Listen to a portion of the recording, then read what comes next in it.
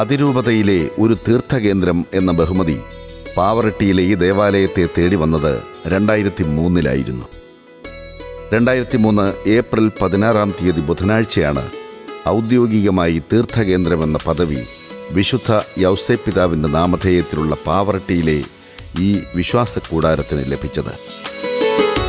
വലിയ നോയമ്പിലെ അവസാന ബുധനാഴ്ച ഉച്ചതിരിഞ്ഞ് ആർച്ച് ബിഷപ്പ് മാർ ജേക്കബ് തൂങ്കുഴിയുടെ പ്രധാന കാർമ്മികത്വത്തിൽ അർപ്പിച്ച ദിവ്യബലിക്കിടെയാണ് ഈ പ്രഖ്യാപനം നടന്നത്.